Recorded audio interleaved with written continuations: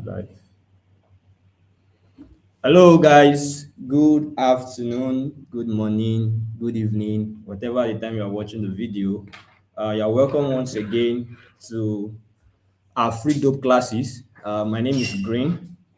We started the class yesterday, and yesterday we spoke about dynamics. It's so wonderful to have you guys join me once again. Like I said, it's a series. It's not just we are not just dealing with a single topic for this period. It's going to be four different topics, and today is day two.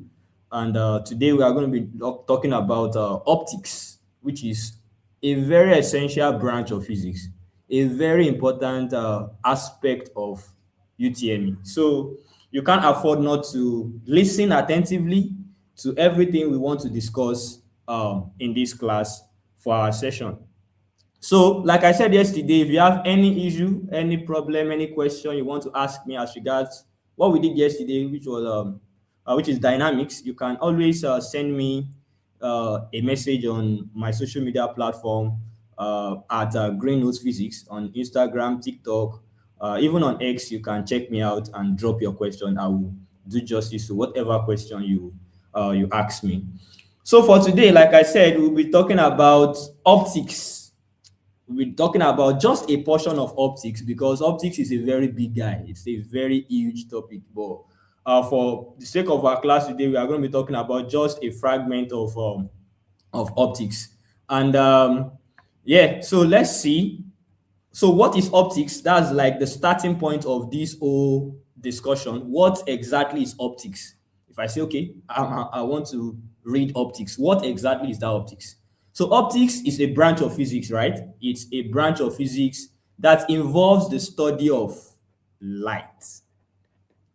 So that means that in optics, the core, what we are actually interested in talking about is light. Light. So optics is all about talking about the properties of light, the propagation of light, how we can measure light, how light is being reflected, what is refraction of light, what is diffraction of light, the concept of polarization of light, what are the instruments that can be used for vision, what are the instruments that can be used in the concept of light, and so many things. So everything optics is just light, light, light, light. But then you can see from my explanation that it's a big guy. Everything in optics is about light, refraction, reflection, of polarization, interference, and so on and so forth. And also even talking about the optical instruments, things that can be used to see, things like microscope, telescope, compound microscope, simple one, what's it called, the Galilean telescope, and so on and so forth. So we have so many things in optics. But for the sake of our class, I will restrict it to just a particular portion of optics. But before I go on to that portion, we said optics is the branch of physics that deals with the study of light. What exactly is light? Oh, light is on. What is light? Now, okay, let me go down. So if I ask someone now, what is light? What will you tell me? What exactly is light? So there's something called the electromagnetic spectrum. So we have what we call the electromagnetic waves. You have been taught in your school, we have electromagnetic waves, we have mechanical waves, right? We have those two classification of waves. Some of you understand that, mechanical wave, that means, this wave are those waves that require a material medium for their propagation, blah, blah, blah. So light is a wave, and it is what we call an electromagnetic wave. Now, when we talk about light, now the electromagnetic spectrum is just like a range of all the arrangement of all the electromagnetic waves in order of their frequency or their wavelength. So light is an electromagnetic wave. But which of the electromagnetic waves are we talking about? We have how many electromagnetic waves? So let me show you. This is what we call the electromagnetic spectrum. What are the guys that we have in this spectrum? We have R, we have M, we have I, we have V, we have U, we have X, and we have G. What is R? R here is radio wave. So we have the radio wave. Radio wave is an electromagnetic wave. We have M. M here is microwave. Microwave is also an electromagnetic wave. I here means infrared. Infrared is also an electromagnetic wave. V here means visible light. Visible light is also an electromagnetic wave. U is ultraviolet radiation or wave. This is also an electromagnetic wave. X means X-ray, and G is the gamma ray. So this is what we call the electromagnetic spectrum, the electromagnetic waves that we have. Now, we have 1, 2, 3, 4, 5, 6, 7 of them. What is now light? Light is just this region here. That is light. So light is a portion, is a region in the electromagnetic spectrum that is visible to the human eye, that can be detected by the human eye. What your eyes can see is the visible light, is the light that we are talking about. So this spectrum here, we are not just, I did not just write R before M just for writing sake. No, I did not do it that way. I am arranging them in order of their wavelength as well as their frequency. So what is the idea? UTME question can come from here. So these are electromagnetic waves, and light that we are talking about is a portion of that electromagnetic wave that the human eye can see, that is visible or that can be detected by the human eye. Now, this arrangement here, like I said, is not just because I want to place R first and I don't like G, I don't like gamma ray, and I place it here. No, the arrangement here is in the order of increasing frequency. Increasing frequency. UTME question. So it means that radio wave here has the lowest frequency, while the gamma ray here has the highest frequency. So radio wave, the frequency of radio wave is lower than that of micro. Micro is lower than that of infrared. Infrared is lower than that of visible. Visible light is lower than that of ultraviolet. X-ray is greater than ultraviolet, while gamma ray is the highest radiation, or the highest wave with the what? The wave with the highest frequency. So that is the order of increasing frequency. So if this is the order of increasing frequency, there's also another term in wave that is very common, that is related to frequency. That term is called wavelength. And these two terms are inversely proportional to each other. What's the relationship? If you remember your wave equation very well, V equals to F lambda. So if I make F subject of the formula, if I divide both sides by lambda, primary 2, cancel. That means F will be equals to V over lambda. Now, one peculiar thing about these 7 guys is the fact that they all travel in space, in vacuum, with the same speed. They all travel with the same speed. And that speed is what we call the speed of light. We use C, small letter C, to represent it. So I can replace V with C, so I can say C over lambda. Let me go down. So what are we saying here? I don't want to show you the next yet.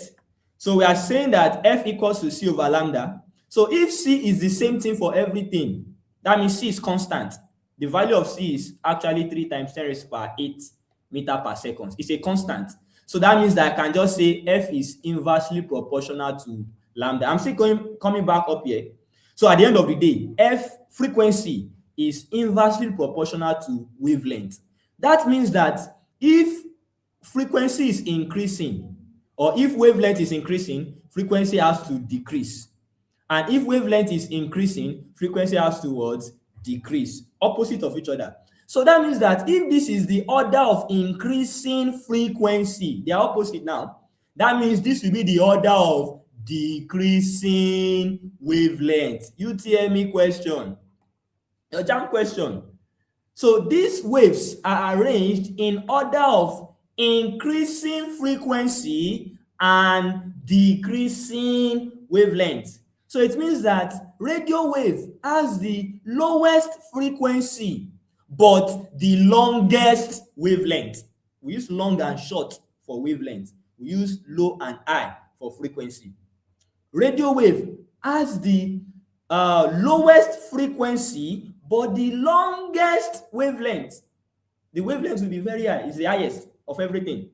Why gamma? Gamma, we have the highest frequency, but the shortest wavelength.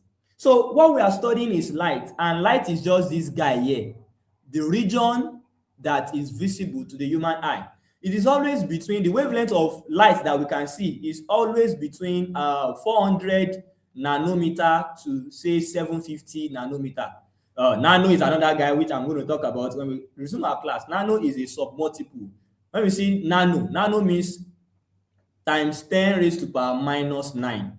So when I say 400 nanometer, it means 400 times 10 raised to power minus 9 meter. So the wavelength of visible light that we are studying is between 400 nanometer to 700 nanometer. So that's just the introduction of the concept. Optics, it is this branch of physics that deals with the study of light. While light on its own is a region, is a portion of the electromagnetic spectrum that the human eye can see, that is visible to us. And I've also shown you that this spectrum, I'm not just writing it anyhow. I am writing it in order of increasing frequency or decreasing wavelength, which means radio wave has the lowest frequency while gamma ray has the highest frequency. But in terms of wavelength, radio wave has the longest wavelength while gamma ray has the shortest wavelength. I hope that is very clear. Okay. So let's now progress to what we have today. So like I said, I am only interested in just a portion of the topic. We want to discuss optics, light, and we have so many areas. We have reflection of light, refraction of light, interference, and the likes. But what I'm interested in talking about with you guys today is what we call refraction of light. Let me see if there is anybody asking any question in the comment section. Can I see that? Is there anybody? Like I said, if you have any question, just drop it down there. I will check. Okay. Let me go to comments. Someone said, who owns the WhatsApp group?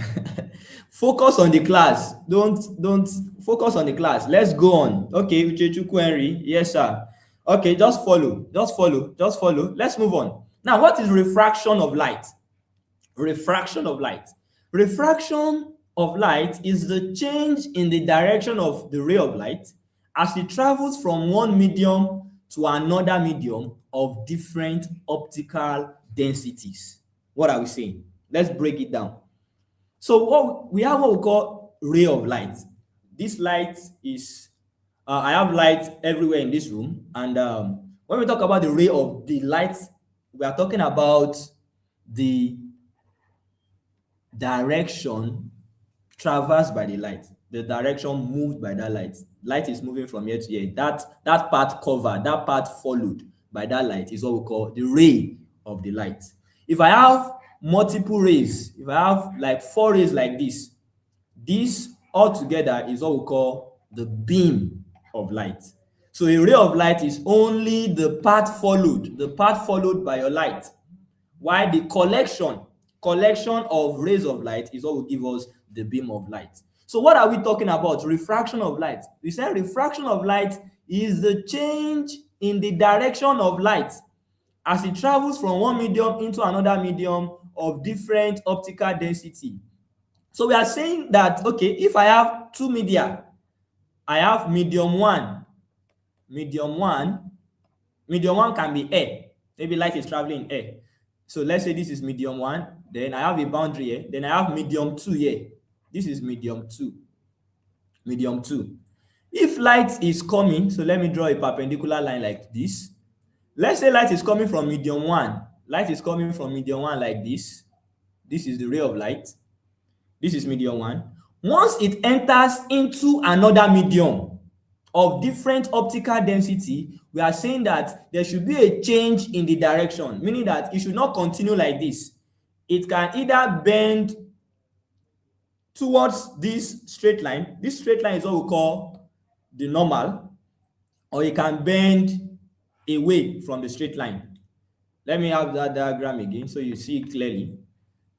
Refraction of light is the change in the direction of light ray when it moves from one medium to another medium. So when light is in a particular medium one, say air, and travels into another medium two, we are saying that there should be a change in the direction of that light. So this is medium one and this is medium two. Light is coming from medium one.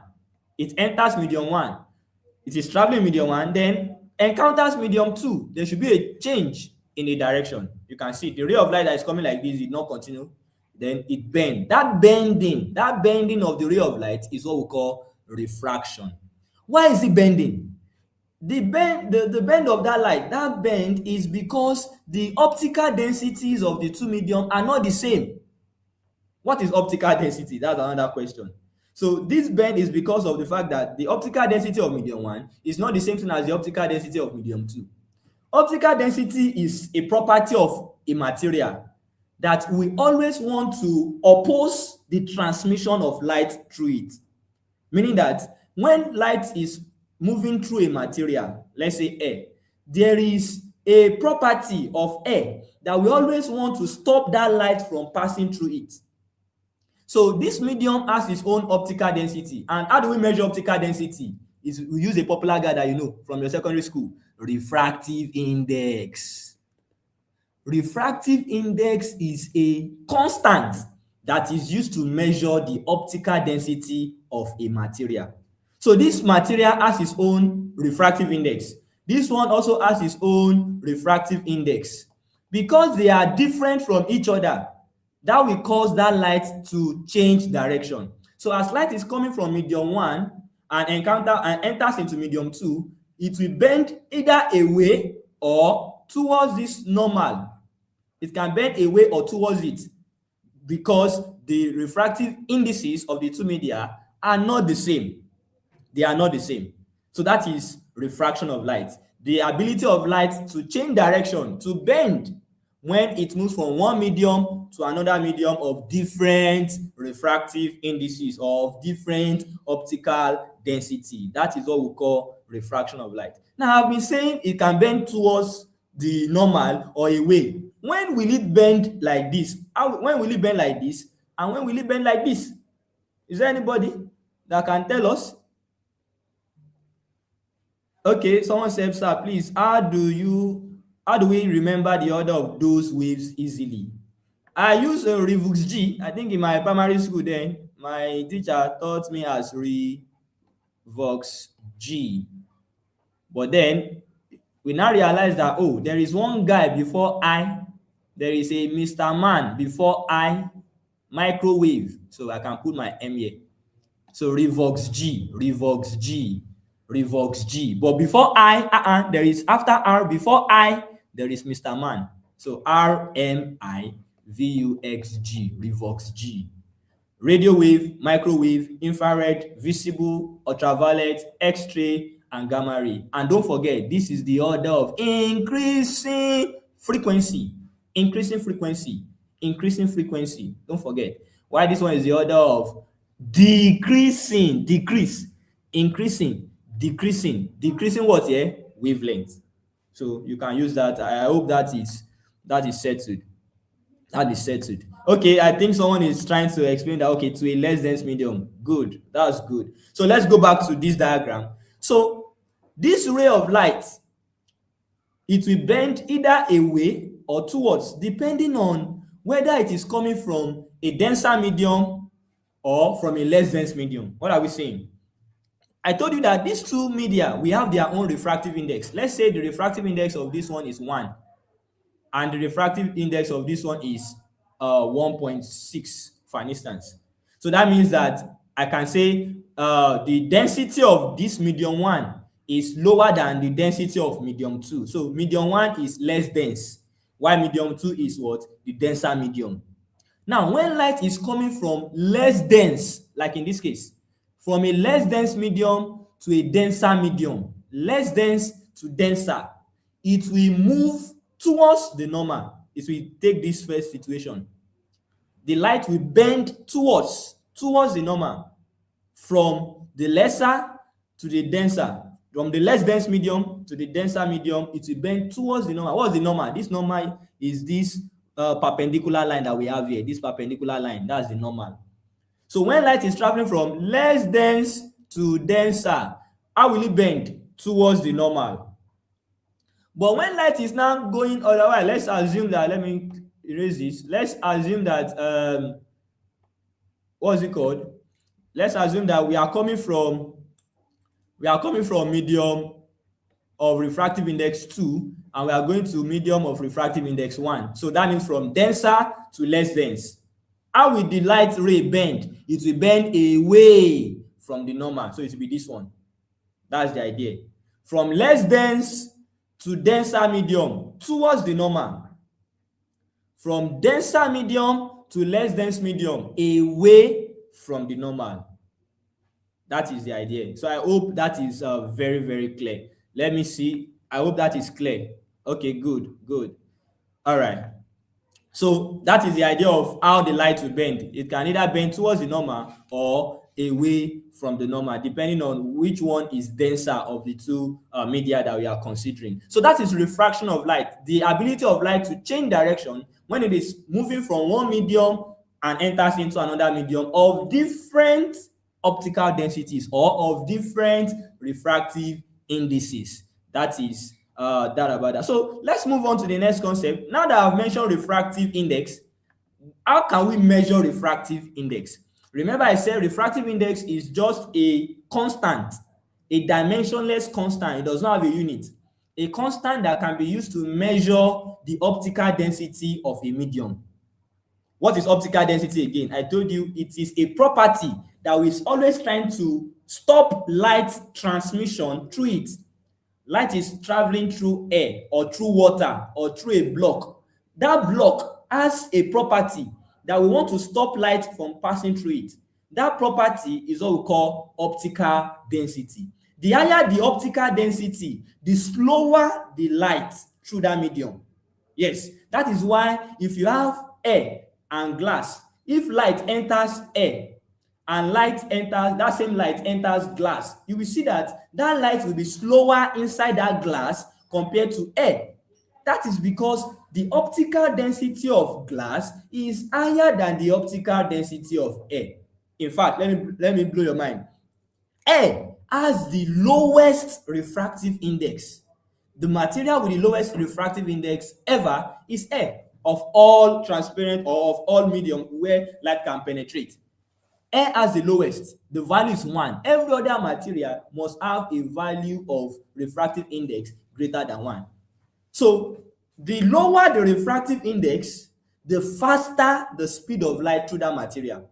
Again, the lower the refractive index, because don't forget, refractive index is stopping that light from passing through. So that means that if the value is low, that light can move through that material very quick. But if the value is high, that means that light will be slow. The refractive index of air is 1. The refractive index of water is usually around 1.33. That is why the speed of light in air will be faster, will be higher compared to the speed of light in water, because the refractive index of water is higher than the refractive index of air. Again, block usually we have different types of glass. We have what we call the crown glass, we have the flint glass, and so on. But generally, the refractive index of glass is usually around 1.5, 1.52, like that. You can see that value is also higher than the refractive index of water. That means that the speed of light in glass will be lower than the speed of light in water, because the higher the refractive index, the slower the light, because higher refractive index means that material is very dense. So that is the idea. So I hope that is clear before I go to refractive index now. Okay. So yeah, good. So let me I think Ibrahim, yes, from air to glass. Yes, when light is moving from air to glass, remember I just explained now. I've explained now that when you are moving from air to glass, air has a refractive index of 1. Glass has a refractive index of 1.5. How will the ray of light bend? Will it bend towards the normal or away? 1.5. That means it's coming from less dense to denser. That means the ray of light will bend towards, less dense to denser, towards the normal. But if light is moving from glass to air, which is like a foundational necessity for what we call total internal reflection, which I'm going to talk about in our later, what's it called, in our subsequent classes. Now, when light is moving from glass to air, that's from denser to less dense, how will the ray of light bend? Away from the normal. So have that in mind. So how do we measure refractive index? So refractive index, yes, from your secondary school, you just say N is equal to C over V. But this is a partial formula. It's not a full formula actually. N here is the refractive index of a material. C is the speed of light in air, and V is the speed of light in that material. So if I say what is the refractive index of glass, the refractive index of glass, let me say Ng, will be the speed of light in air over the speed of light in that glass. Now, the speed of light in air, like I said, is 3 times 10 raised to power 8 meter per second. So if I want to find the refractive index of a particular glass, so find the refractive index of glass. If the speed of light in that glass is, say, 2 times 10 raised to power 8 meter per second, what will be the refractive index of that glass? You will just say the refractive index of the glass is C over Vg, so that will be 3 times 10 raised to power 8 divided by 2 times 10 raised to power 8. This will cancel this. 2 in this will give me 1.5. This is the refractive index. This is the refractive index. So the refractive index of a material is the speed of light in air over speed of light in that material. But like I said, we have done something to this formula. This is not like a full formula yet. We have done something. We have assumed something. The full formula should be this. Look at this. The refractive index of a material, M, over refractive index of air will be equal to speed of light in air over speed of light in that material. This is the full formula. But why are we always using this? Because the refractive index of air is 1. So we have already introduced 1 here. There's over 1 here. And Ng over 1 is still Ng. So the full formula should be this. So that means that if it is not a case of a material and air, this one is telling me that this is refractive index of a material over refractive index of air equal to the velocity of light in air over velocity of light in that material. This is very correct. And Na is always 1. So that means the formula can just be refractive index of a material over 1 equal to speed of light in air over speed of light in that material. I don't have to write this over 1, and that is why we have the formula like this. And of course, what is speed of light in air? We use C to represent that, and this is the formula for that. So you can see that this is the full formula for it. This is the full formula for it. So take note of this, because sometimes your question might not just be about air and a material. It might be medium A and medium B.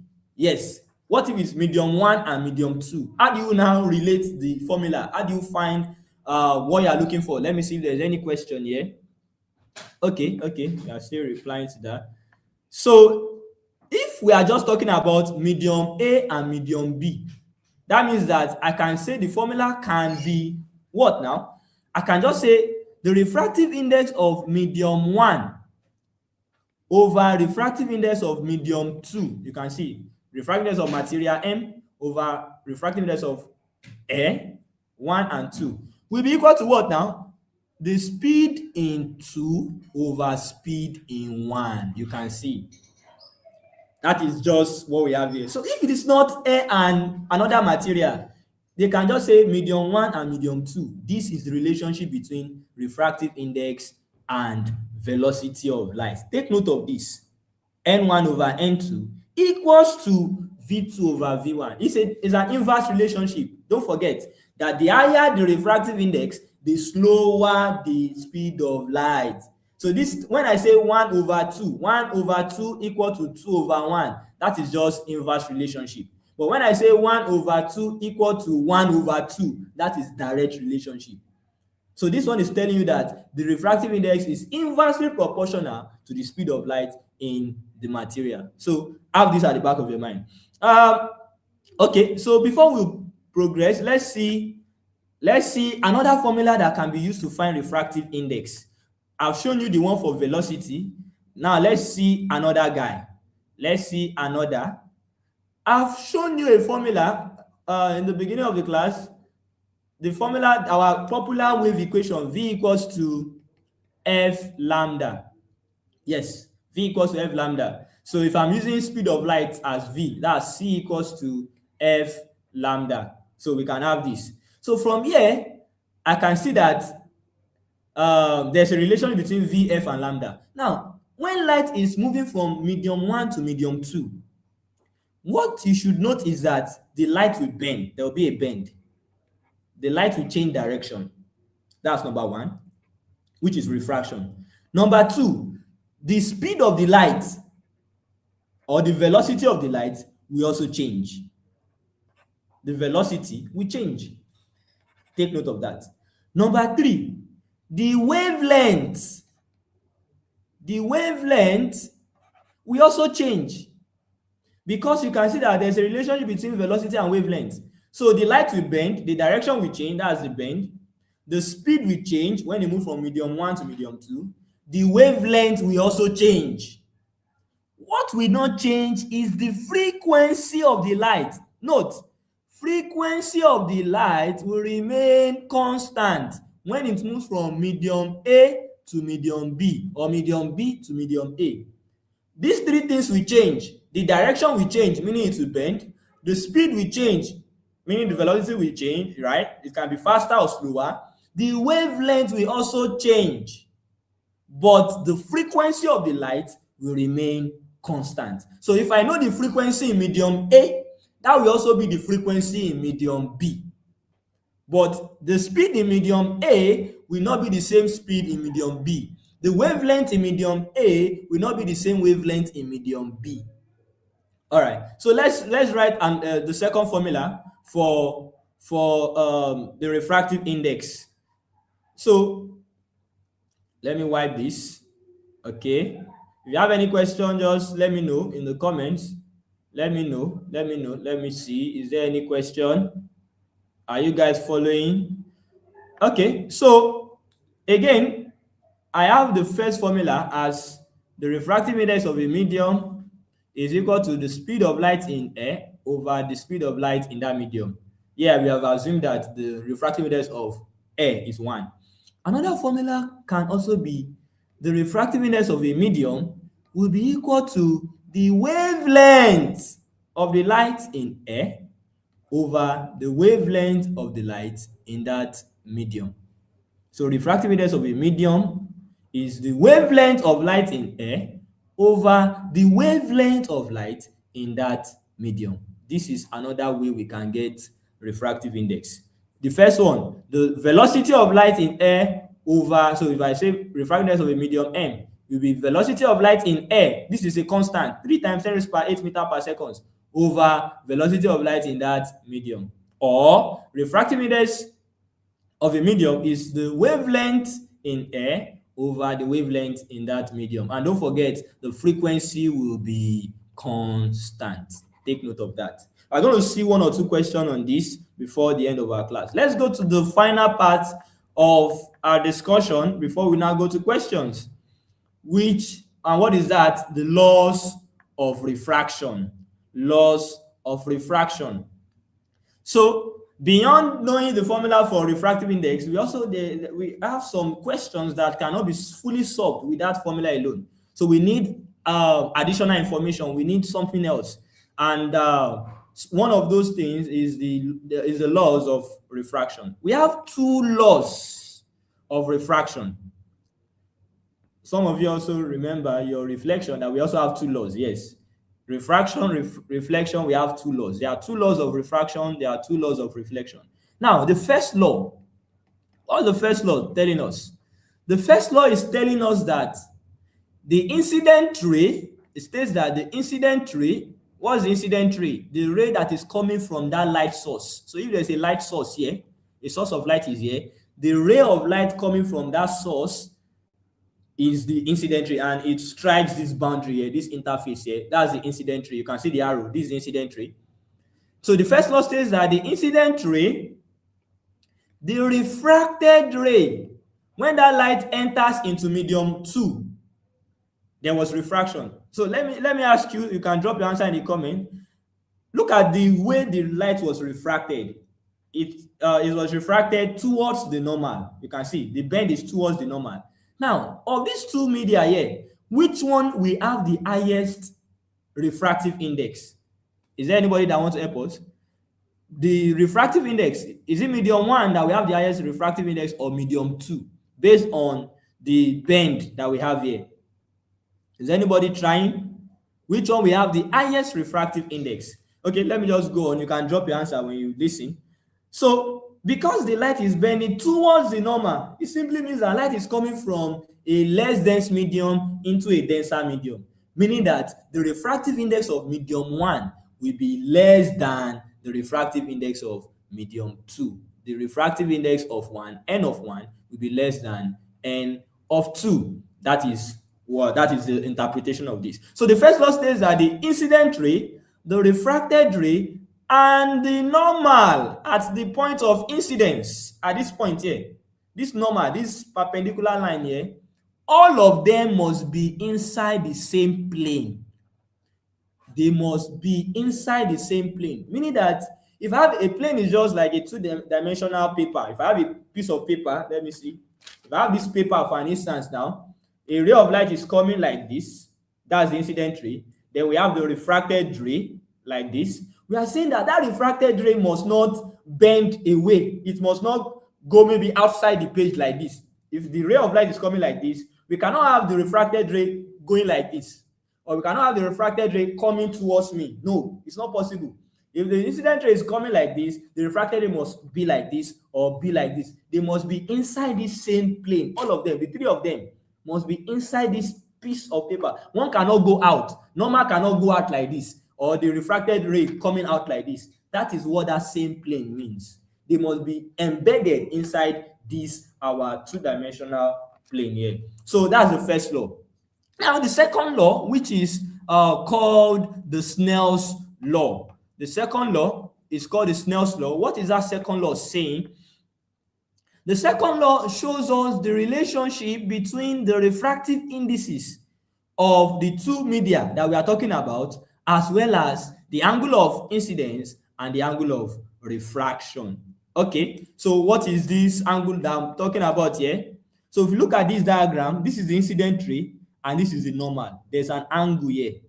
Yes, there's also an angle between this incident ray and this interface here, this boundary here. Now, this one is not the angle of incidence.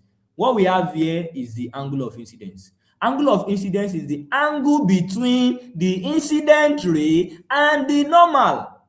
Angle between the incident ray and the normal is the angle of incidence. While angle of refraction is the angle between the refracted ray and the normal. This is the angle of refraction. Take note. Angle of incidence, incidence. Angle of incidence, and this is angle of refraction. Refraction. So the second law is the Snell's law. And the Snell's law will show us the relationship between the refractive indices. So let's say medium 1 has refractive index N1, medium 2 has refractive index N2.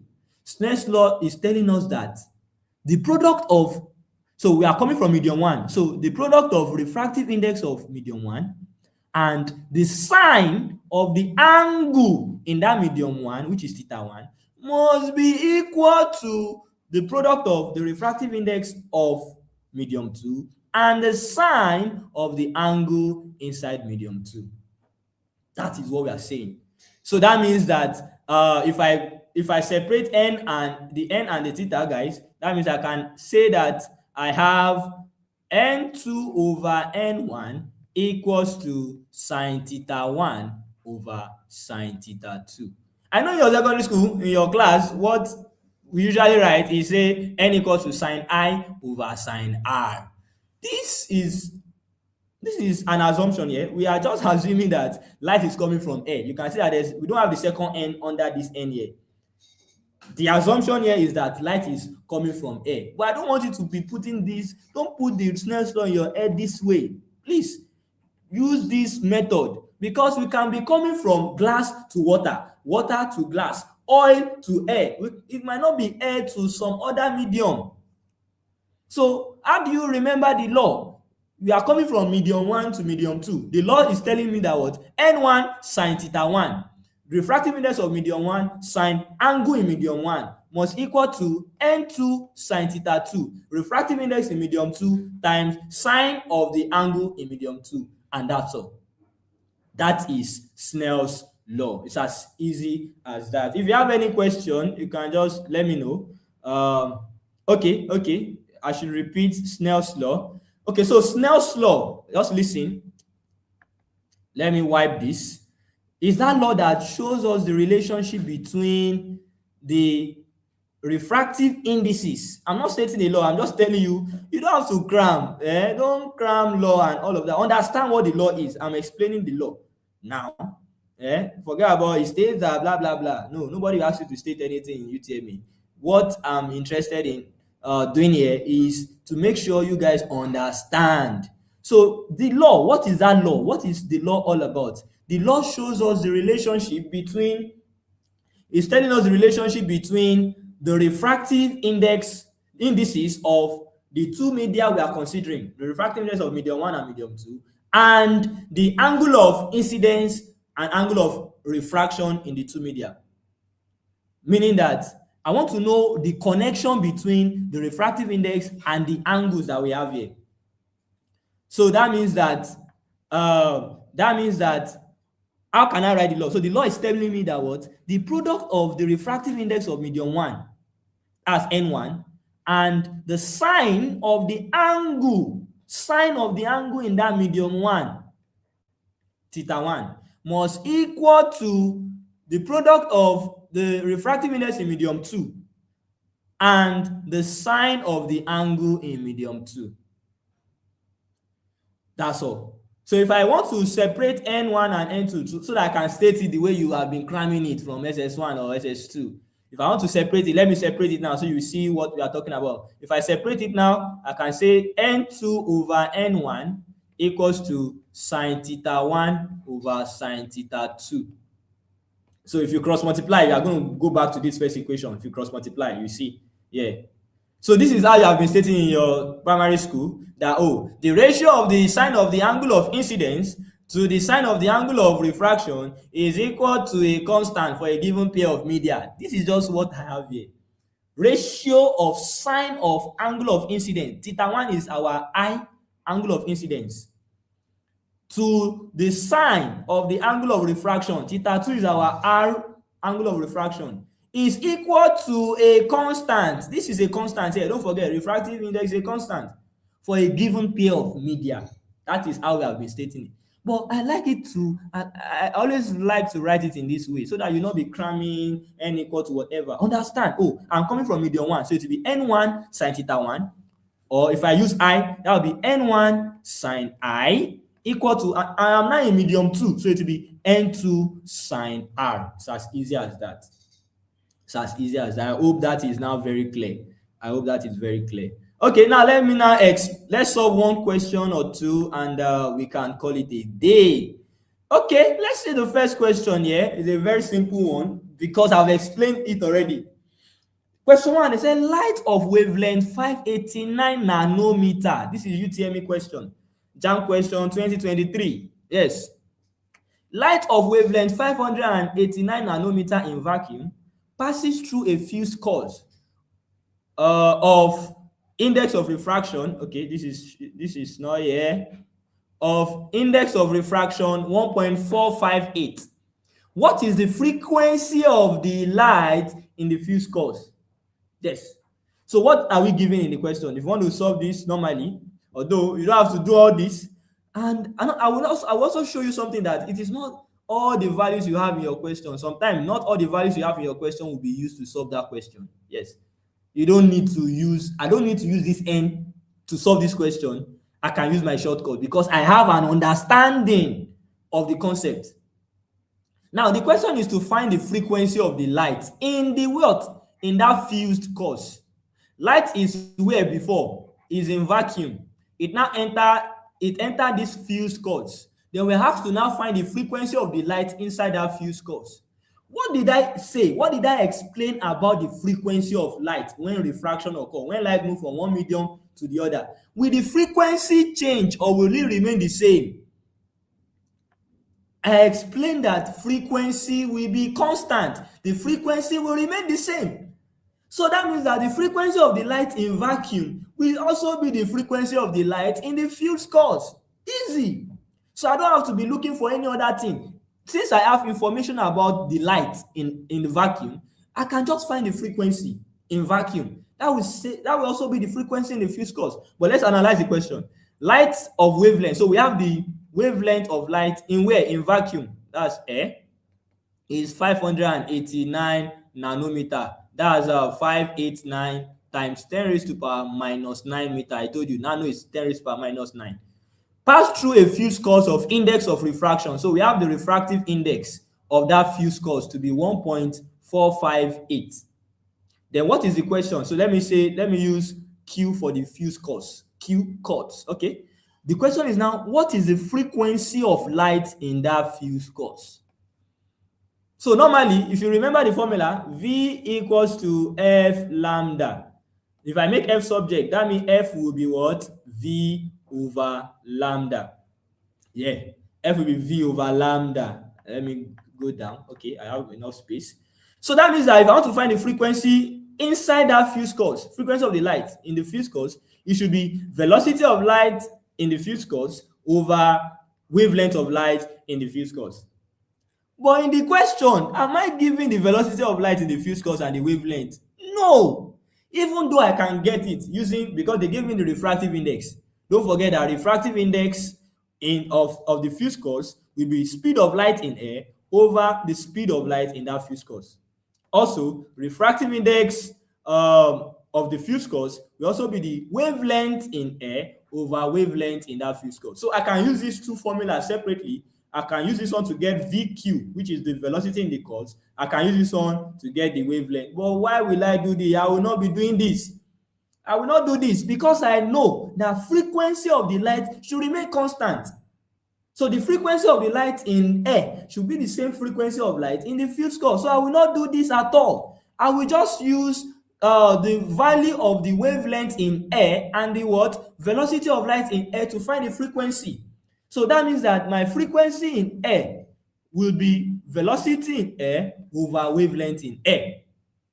And what's velocity in air? It's a constant. Remember this constant. You'll be giving your exam, but remember 3 times 10 raised to power 8. That's our C here.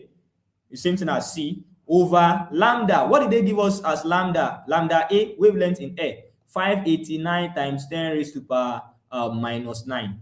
So if I divide this, you can help me do that division from your end. Let me divide this from here.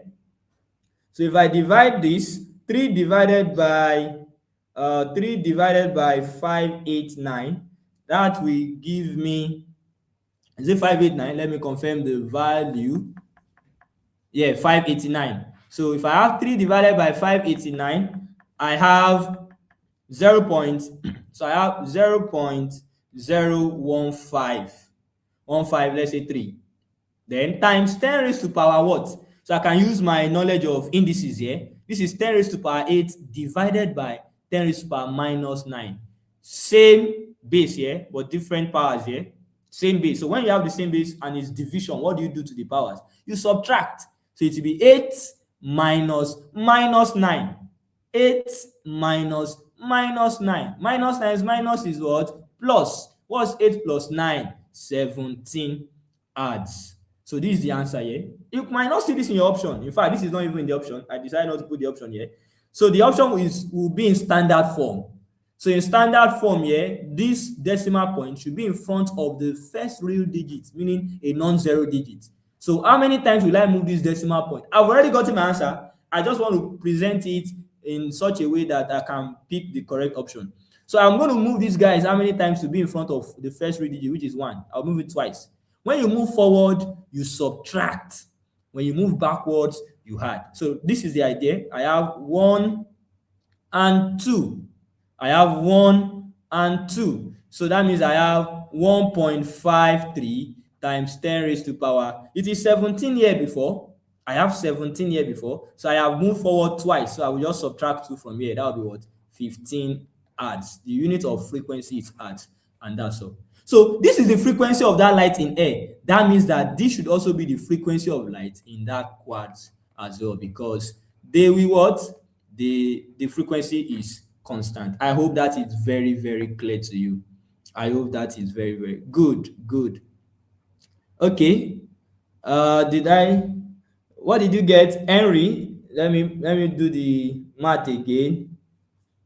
3 divided by 5 is 9. 3 divided by 5 is 9. Oh, 0.005. Thank you. I don't know, my calculator here messed up. Let me correct that. Okay. 3 divided by 0.005. Thank you, Henry, for that. So let me change the value here. Where's that guy? 0.00509. Yeah, good. That shows that you are following. I would say, what is the law of inertia? Go and watch my video. Watch my video yesterday. I spoke about that yesterday. Law of inertia. So check it out on YouTube. Check it out on YouTube.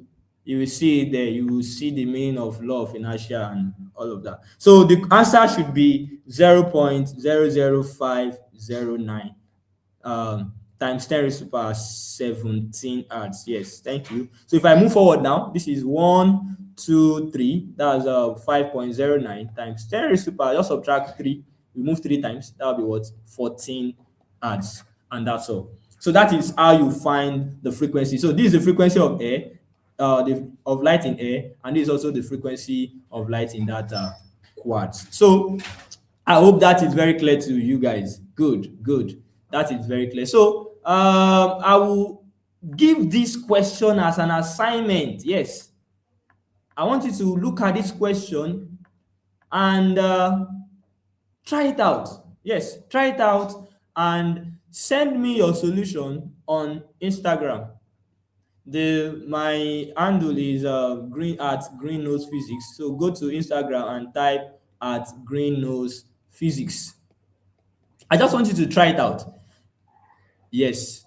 So when I see your responses, I will now make a video to solve this. I'll post it on my Instagram. But then I want you guys to try this out based on what I've explained. The question is to find angle of refraction and angle of deviation. So I want you to, okay, what is angle of deviation? I did not speak about it. Try it out, make your research, and try to solve this question and send it to me on Instagram or on TikTok at Green Nose Physics. So that will be all for today. You can take a screenshot of the question, and that's everything I have for you guys today. So in our next class, which will be tomorrow is our next class. We are going to be going to another concept. Like I said, it's different concept, different days. Another concept tomorrow, and I want you guys to also join. The links will be shared. Make sure you join. Invite your friends to join. These are still introductory classes. Like I said, these are just basic classes for you to understand how we teach, how we operate, for you to know my name, for you to know my face, for you to know Dr. Jan's name, Dr. Jan's face, for you to know Factorial's name, his face, Lucy's face, and all of us. So next week, our class is starting properly. So if you have not registered, if you have not subscribed, make sure you do that. Make sure you go to our website, sutera.com/UTME and register. Do that. It's a full-blown program. So I'm going to be teaching you everything you need to know for your UTME. You're going to be drilled. You'll be practicing questions every week, every time that we have class, so that you'll be prepared. Preparation is very key in UTME. So that will be all for today. Like I said, my name is Green, and I'll see you in the next class. So, okay. Say no ChatGPT. So thank you guys, and have a nice day. Bye.